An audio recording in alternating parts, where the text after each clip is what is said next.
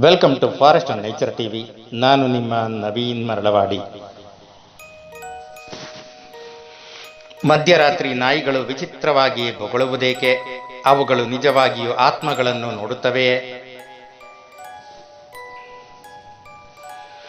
ಪ್ರತಿ ಮನೆಯಲ್ಲೂ ನಾಯಿಯನ್ನು ಈಗ ಸಾಕಲಾಗುತ್ತದೆ ಮತ್ತು ಆರೈಕೆ ಮಾಡಲಾಗುತ್ತದೆ. ಎಲ್ಲಿಗೆ ಹೋದರೂ ಸಾಕು, ಪ್ರಾಣಿಯನ್ನು ಕರೆದುಕೊಂಡು ಹೋಗುವುದು ಸಾಮಾನ್ಯವಾಗಿದೆ. ಕೊನೆಗೆ ಬೈಕ್ನಲ್ಲಿ ಹೋಗುವುದಾದರೂ ನಾಯಿಯನ್ನು ಕರೆದುಕೊಂಡು ಹೋಗುತ್ತಾರೆ.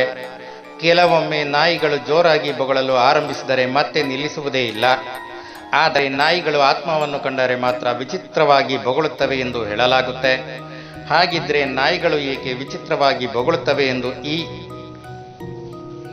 ವಿಡಿಯೋದಲ್ಲಿ ನಿಮಗೆ ತಿಳಿಯಪಡಿಸುತ್ತೇವೆ.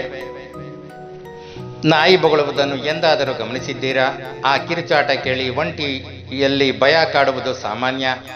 ನಾಯಿ ಒಮ್ಮೆ ಬೊಗಳಲು ಪ್ರಾರಂಭಿಸಿದರೆ ಅದು ಸ್ವಲ್ಪ ಸಮಯದವರೆಗೂ ಬೊಗಳುತ್ತಲೇ ಇರುತ್ತದೆ. ಇದಕ್ಕೆ ಬಲವಾದ ಕಾರಣ ಹೊಂದಿದೆ.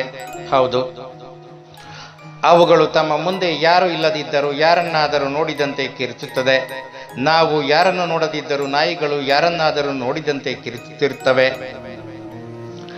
ನಾಯಿಗಳು ಆತ್ಮಗಳನ್ನು ನೋಡುತ್ತವೆ ಎಂದು ಕೆಲವರು ಹೇಳುತ್ತಾರೆ.